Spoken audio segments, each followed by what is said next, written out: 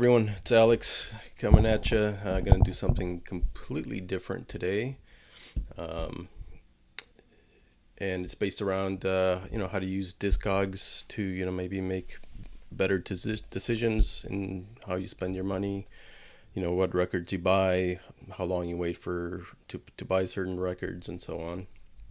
Especially in today's economic environment and with inflation, I think allocating the dollars that you spent on your collection and your music buying, is a relevant topic.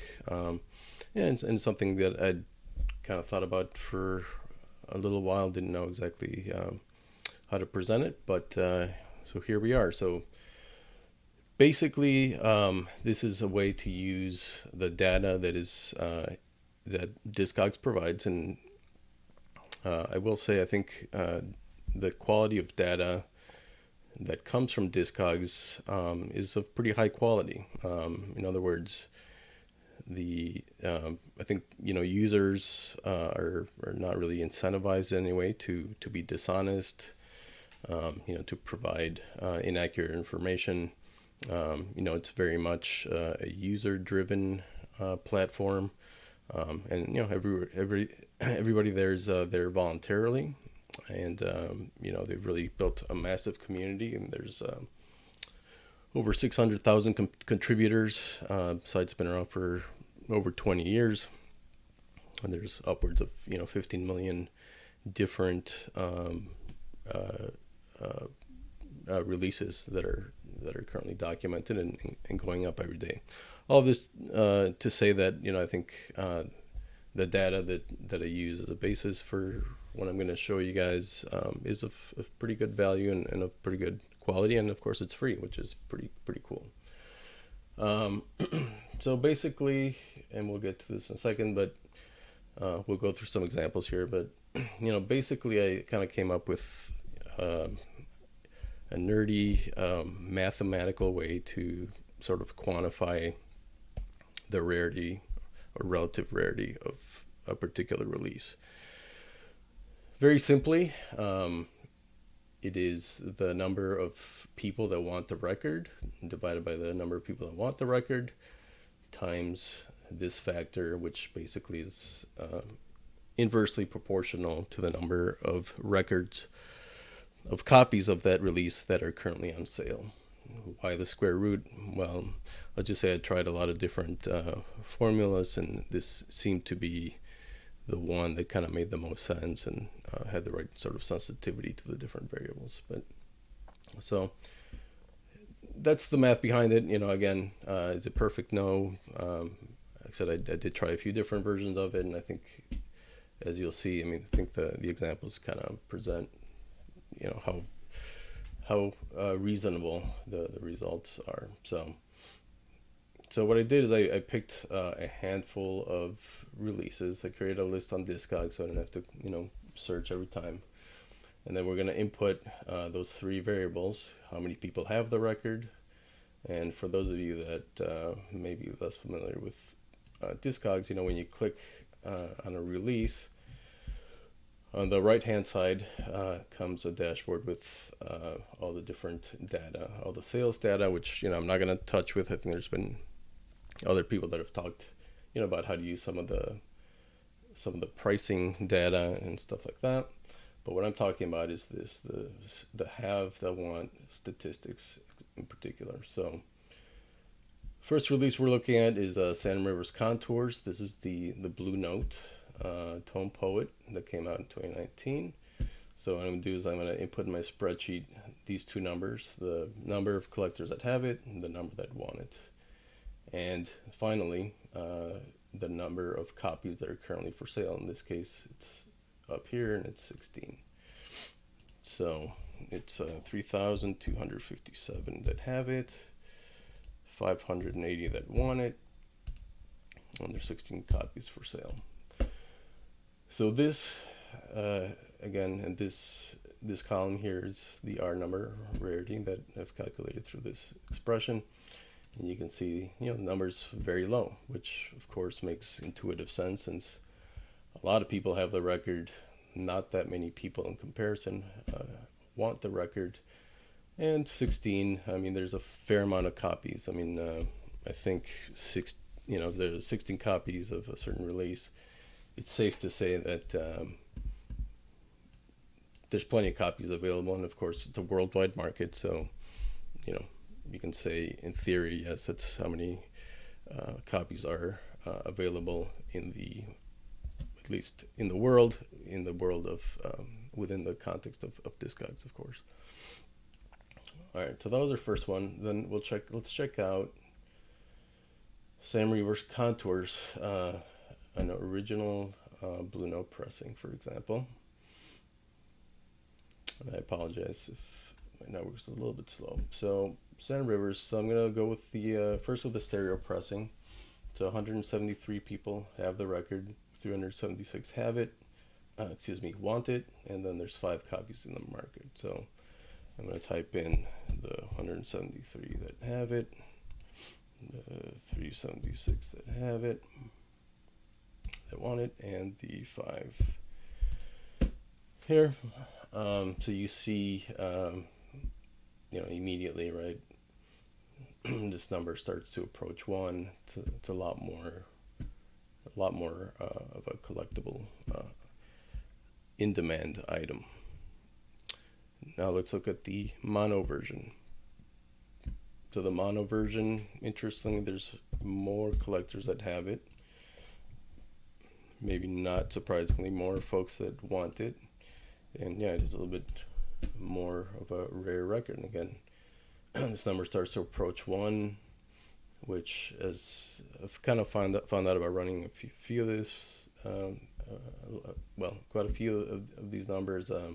As you approach 1, that's kind of where you're really getting into an in-demand collectible item that you might consider taking a look at, before it sells out. Okay, next we're going to look at so Abdul Wadud's By Myself. This is a record that Tales from the Crate talked about many years ago. It was one of his white whales, which he got a few years ago. Abdul Wadud is a free improv cellist from the Ohio area. Was in the Black Unity trio, that great group out of Ohio, and I have an original copy. It has not been reissued, so it's the only copy available, or that exists, I should say. And these are the numbers: 166 have it, and 142 want it. So let's put that in here: 166, 1142. Currently, there, I think there was 1 copy. No, there's no copies for sale. So you see, what a high number this turns out to be. And ultimately, I kind of wanted these numbers to fall between 1 and 10, which is kind of why I ended up having the square root term in there as well. So yeah, I mean, this is probably one of the more rare records in my collection, and that certainly reflects it. Like I said, that the values end up going from about 1 to 10. So this rates to be very high. Next, let's check out a record that Michael, 45 over in Germany, just talked about. It was released by a new artist, relatively new, Dawuna. It's a UK sort of neo-soul experimental record. You can see there's only 300 copies were pressed. But look how interesting. I mean, 92 folks on Discogs have reported that they have the record. So that represents a third of all the copies that exist. So another reason why I think the data in Discogs is fairly accurate is that you sort of see a correlation. And certainly with this type of release, that was like a Bandcamp only release, it's certainly more likely that this type of music consumer is gonna be documenting their collection on Discogs and so on. So anyway, so 92 have it, 94 want it, so we'll put that in here.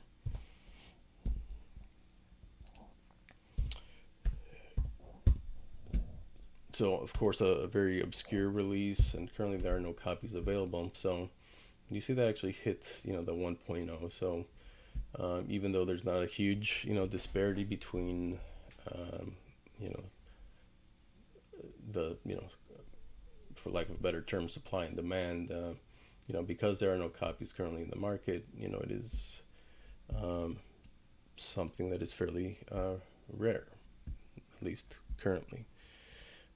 Next, let's look at Kate Bush. Obviously, she's been receiving a lot of attention, and her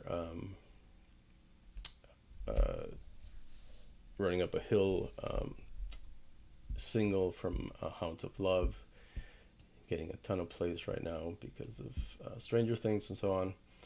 So let's look at an original US pressing, 1985.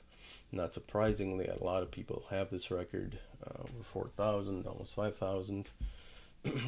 Of course, what's interesting and has been in the news right now is, how prices for, even such a commonly available record have shot up so much. So let's see what our calculator, says about this record. 02 1358, which is relatively, I mean, it's a lot, but of course, I'm sure this number has been driven up quite a lot because of the Stranger Things news.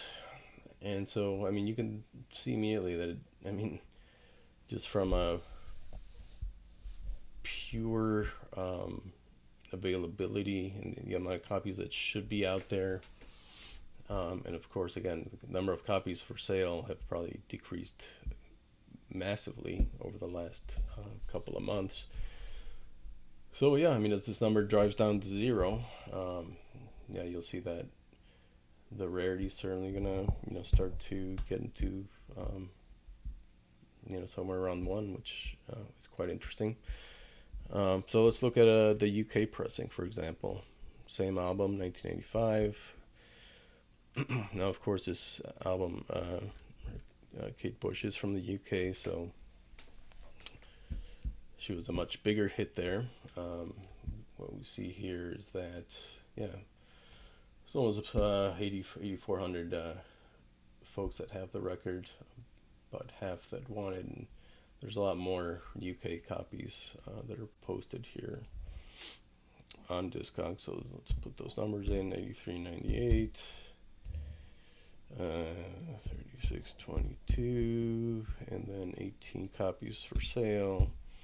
So again, that number almost close to zero.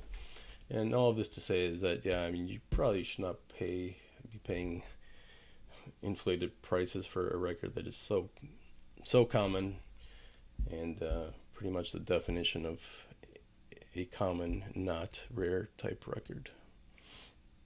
Okay, next let's look at the opposite end of the spectrum with a fantastic record from this 1974 Folkways release. I played some of this on my streams before. The East New York Ensemble de Musique at the helm. A very rare sort of Eastern influenced jazz record featuring Bilal Abdul Raham. Very in demand. I do not have an original. I know Stunty has one. So 75 wanted, 866 wanted. Copies currently for sale. So obviously we expect this number to be extremely high.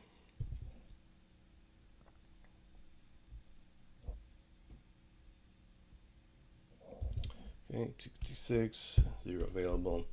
And you see that's about the top end of kind of what the average or the, I would say, probably 95% records fall into this 1 to 10, 1 to 12 type range when I do this calculation. So obviously this is on the very, very high end of very rare records, and of course, what it has caused, and what we'll look at here in this case, is it's actually caused the reissue to become a fairly in-demand record as well. So we see this is the reissue from 2010. It's only been reissued once on vinyl, and that's already 12 years ago.